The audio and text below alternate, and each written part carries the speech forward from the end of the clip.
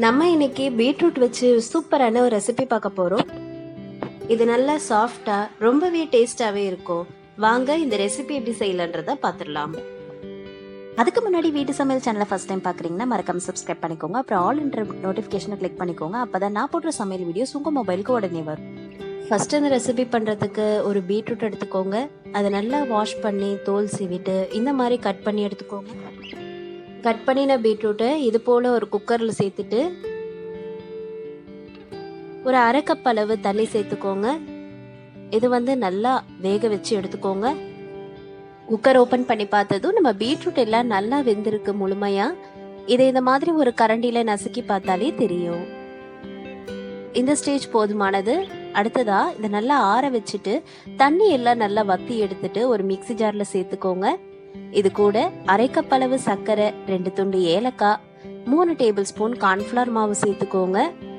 அதாவது அரை கப் அளவு கார்ன்ஃபிளவர் மாவு சேர்த்துக்கலாம்.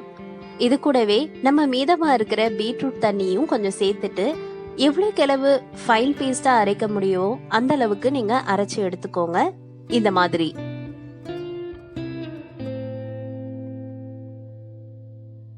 அடுத்ததா நம்ம கடாயில 1 டேபிள் ஸ்பூன் நெய் சேர்த்துட்டு நம்ம அரைச்சிருக்க பீட்ரூட்டை சேர்த்துக்கலாம். ஸ்டவ் மீடியம் ஃப்ளேம்ல வச்சுக்கோங்க. இந்த மாதிரி நீங்க கைவிடாம கிளறிட்டே இருங்க. ஆல்ரெடி நம்ம கார்ன்ஃபிளவர் மாவெல்லாம் சேர்த்திருக்கிறதுனால நம்ம பீட்ரூட்டை சீக்கிரமா கெட்டிப்பட ஆரம்பிச்சிரும். அதாவது ஒரு அல்வா பக்குவத்துல வர ஆரம்பிக்கும். பாருங்க, இந்த மாதிரி நல்லா கெட்டிப்பட ஆரம்பிச்சிருச்சு.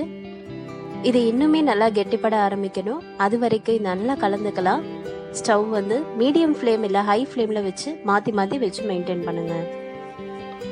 அவ்வளவுதான். இப்ப பாருங்க, இப்ப கரெக்டான கன்சிஸ்டன்சில வந்திருக்கு. இதை நல்லா இப்ப ஆற வச்சு எடுத்துக்கலாம். இப்ப நல்லா பீட்ரூட் ஆறுற வரைக்கும் திரும்ப நம்ம கடாயில தேவைக்கேற்ப நெய்யில முந்திரி பருப்பு எல்லாம் நல்லா வறுத்து எடுத்துக்கலாம்.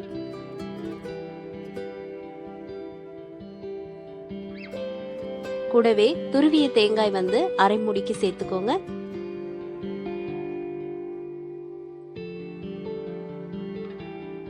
அதுமே நல்லா வறுத்து எடுத்துக்கோங்க. அப்பதான் நமக்கு உதிரி போல நம்ம ஸ்வீட் ரெடி ஆகும். தேங்காயும் நல்லா வறுபட்டுடுச்சு. இதுவுமே நம்ம ஒரு தட்டுல மாத்திக்கலாம்.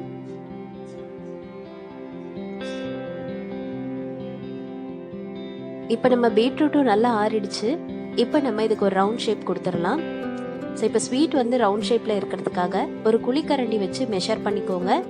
இதுக்கு மேல ஒரு ஸ்பூன் இல்லைன்னா இதே மாதிரி ஒரு கரண்டி வச்சு கூட நம்ம ரவுண்ட் ஷேப்ல எடுத்துக்கலாம். இது பாத்தீங்கன்னா நம்ம கையில கொஞ்சமா தண்ணி அல்லது நெய் மாதிரி கூட சேர்த்துட்டு இல்ல எண்ணெய் இருந்தா கூட பரவாயில்ல சேர்த்துட்டு நல்லா டேப் பண்ணி எடுத்துக்கோங்க. அடுத்ததா நம்ம துருவி வச்சிருக்க தேங்காயில சேர்த்துட்டு நம்ம முந்திரி இந்த மாதிரி வச்சு டெக்கரேட் பண்ணிக்கலாம். அவ்வளவுதான், நம்மளோட சூப்பரான பீட்ரூட் ஸ்வீட் ரெடி ஆயிடுச்சு. இது அப்படியே வாயில வச்ச உடனே கரைஞ்சிரும்.